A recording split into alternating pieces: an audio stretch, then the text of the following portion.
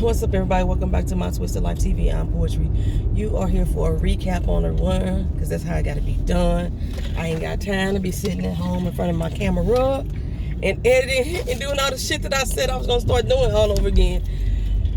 Don't mind my back seat. I'm trying to clean out my car, y'all. I'm trying to clean out my car.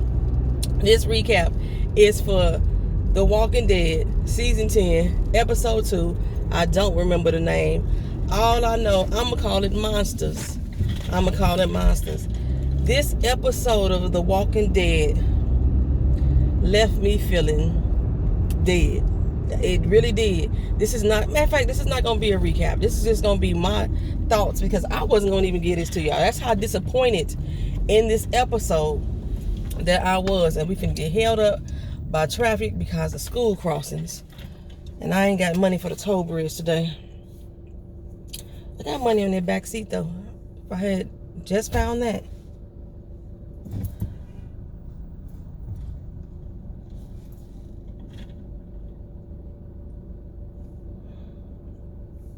If I had just found that, then I'd have been able to. Somebody was about to run over the damn cross guard. That's what made me stop talking. I just lose my damn water. I mean, I got bottles for days. But anywho, so yeah, I'm just gonna talk about it. Talk about how the fuck I felt about the damn episode. There has never in the history of The Walking Dead that I can recall been a time where they have spent so much time on the enemy and the enemy's life.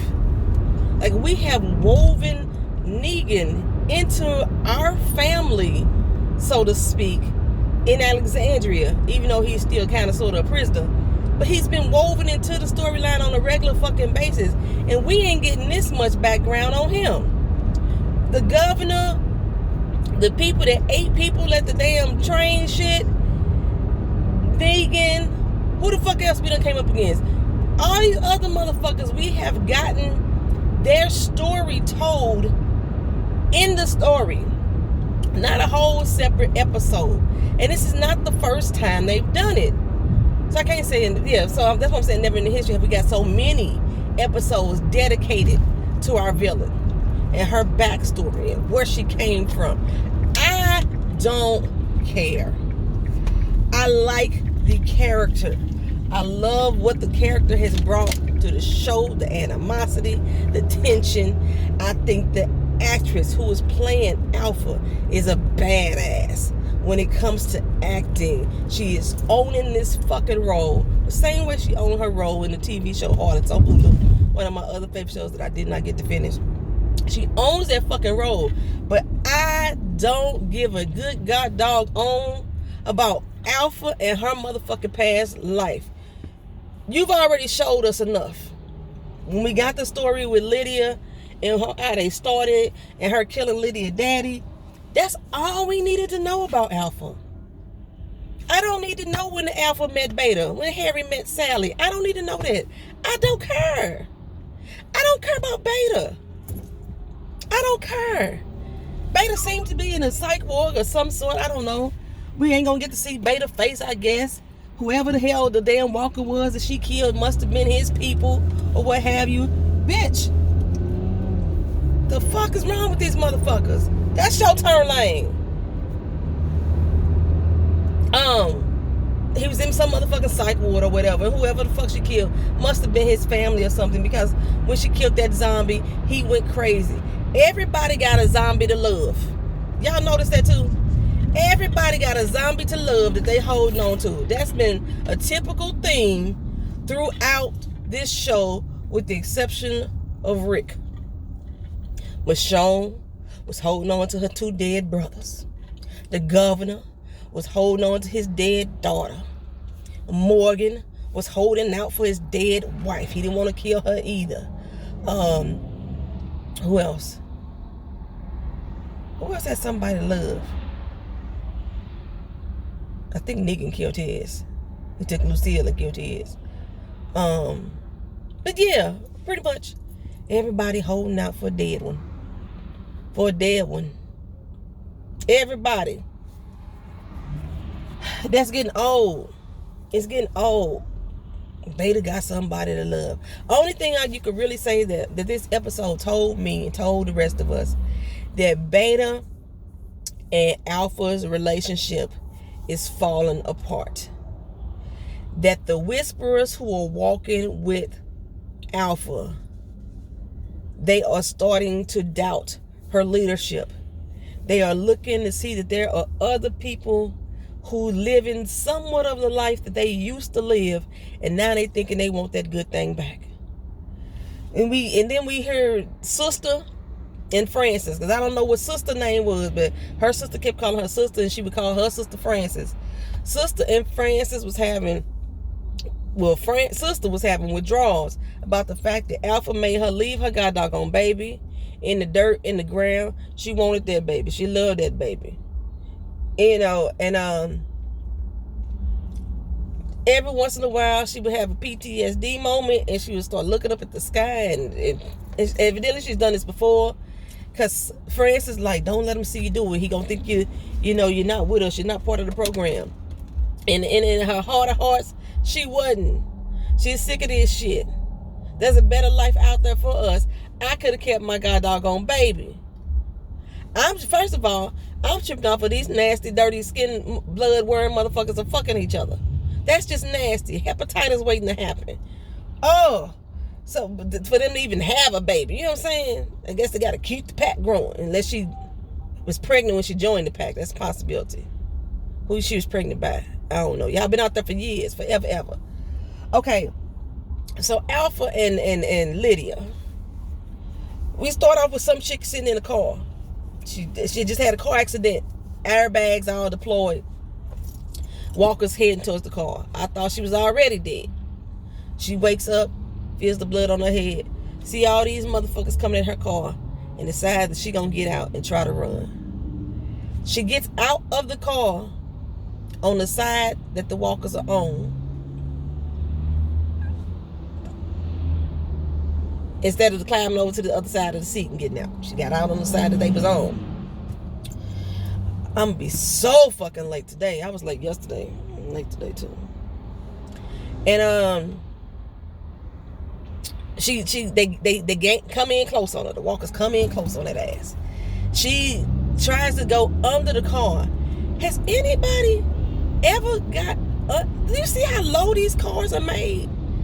Who has actually in their life ever crawled underneath the car? I be looking at that shit. These cars sit hella fucking low. Even the SUVs. Maybe that one. But the majority of these vehicles are low as hell.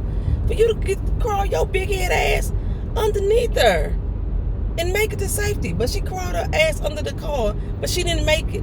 Because the Walker grabbed her leg and bit the shit out of her. They bit her. These Walkers decide to pull her to them. They pulled from underneath the car. I ain't never seen the Walker do that. I see him grab you, bite you, you know, but actually literally pulled her entire body out. That was interesting for me to see.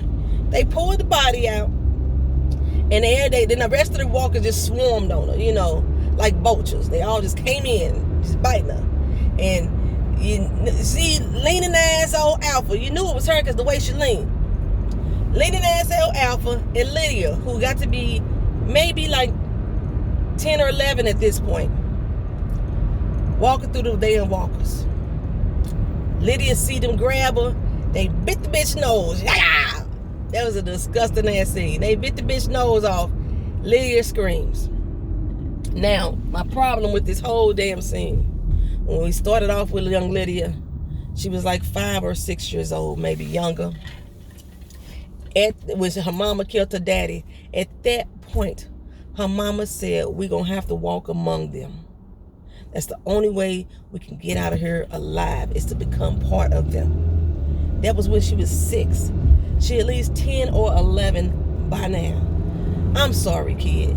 You should not be still screaming your ass off with uncontrollable fear. If this is all you've known for the last 5 or 6 years of your damn life, it should not have been that traumatizing for you to see. It shouldn't have been. But she screamed. And when she screamed, the Walkers realized that she ain't one of them. So they go after them. And they have to run. And little Lydia ass get caught by the walker as they about to go into the door.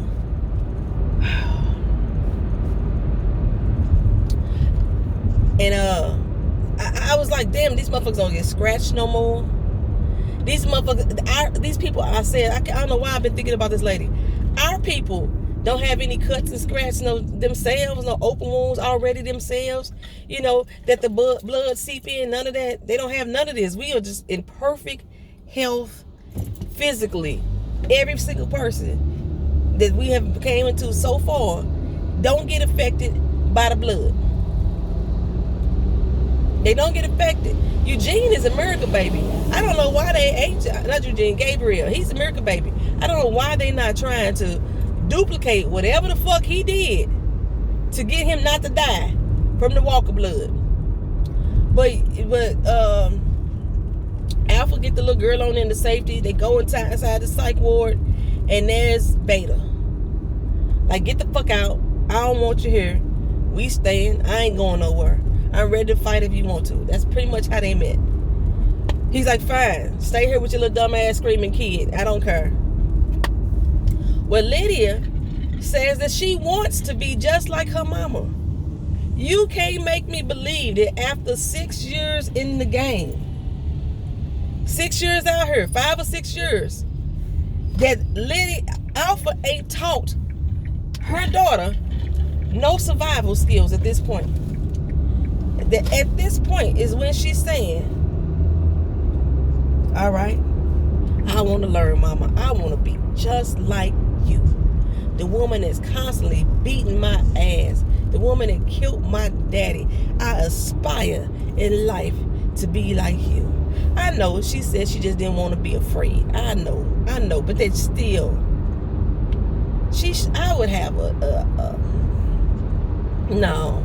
Because I would have some type of disdain for my mama. You killed my daddy. You whooping my ass in the process. Sure, I'm alive, but I would still have some disdain. So, Lydia, in the middle of the night, sneaks the fuck off to go fight some walkers. Because she ready. She like her mama.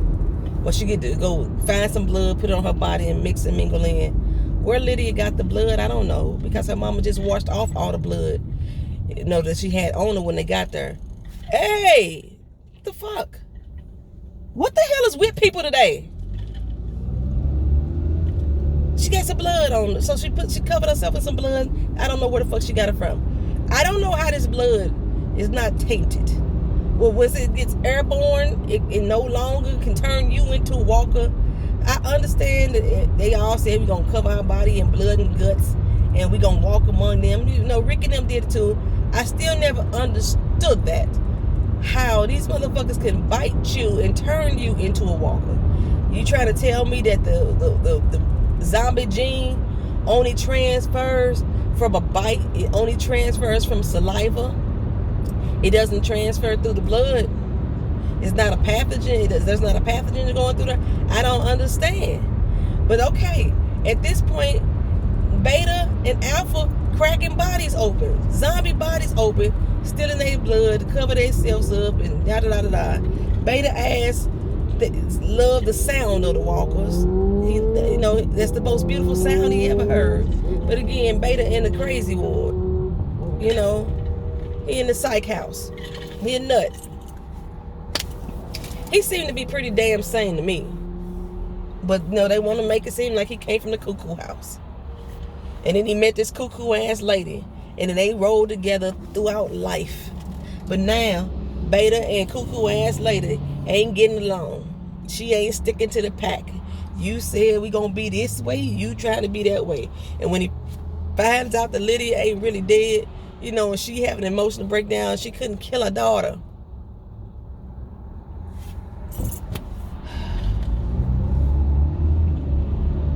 She couldn't even kill sister. Because she understood sister as a mother while she's grieving over the loss of her child. Because evidently, Alpha been grieving over Lydia ass, who been dead to her since the day she was born.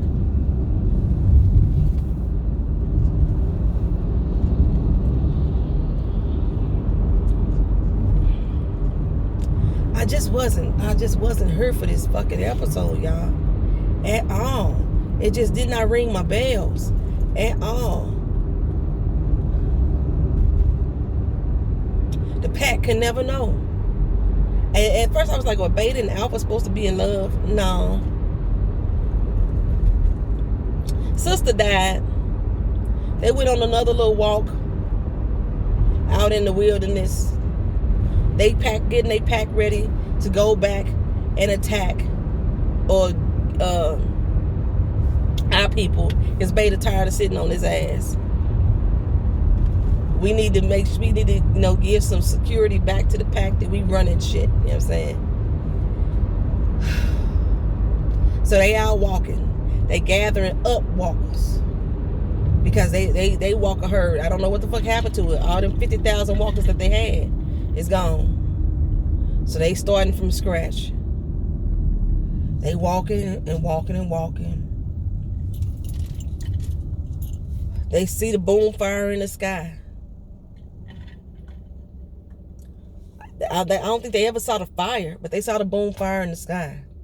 And sometime during the course of them walking and collecting walkers, Sister heard a cry of a baby. You know, Alpha just spared her life, but Sister heard this cry of this baby. Sister just confessed that she part of the pack and she down for whatever, and she done gave up the thought and the idea of having that child with her. She don't care about that baby no more. She don't give a damn about birthing no babies. She don't care.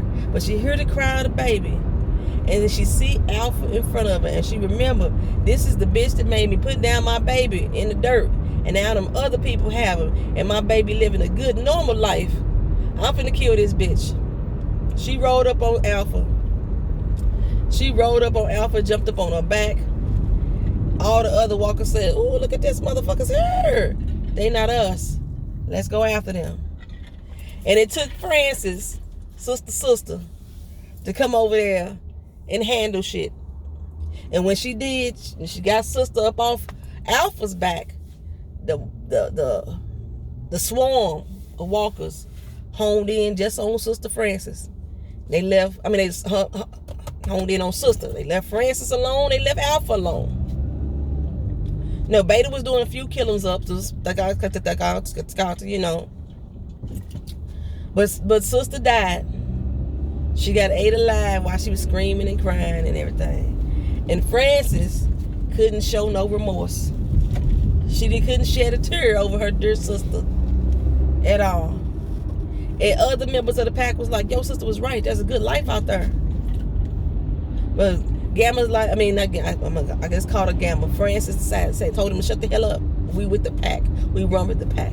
That's the only way we gonna think about things. So Francis got deemed Gamma. I guess she's a leader now. You had Alpha, Beta, Sigma, Epsilon. Is Theta next and then Gamma? Because I forgot, I don't think it's like in alphabetical order like our alphabet is. Yeah, she's Gamma. Ain't that number 7? She rose in power for allowing her sister to die to save Alpha.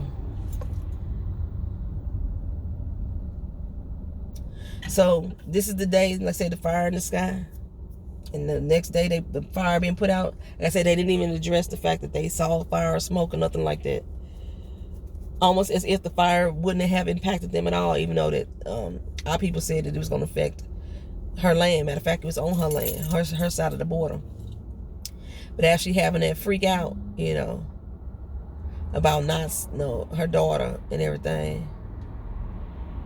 This is when she walk out because she needed a breath of fresh air. And she sees Curl. Now for sure, they need to get the pack together and go handle these motherfuckers because they don't understand their place. That's it. That's the whole fucking episode, y'all. I was disappointed. Every time we see Alpha and Beta's scenes, they're also grayscaled. gray tone. They add a lot of gray hues, a lot of sepia colors, and it's a drab looking scene because they dirty, dusty ass people.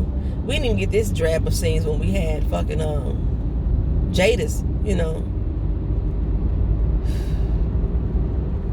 It's just I'm tired of it. I was tired of this episode to the point that I was not even gonna come on here and talk to y'all about it, but I'm gonna give it to you. So there you go, The Walking Dead, season 10, episode 2. They better do something different next episode. They better do something different, because I can give a fuck about Alpha and her background. All right, y'all. Peace.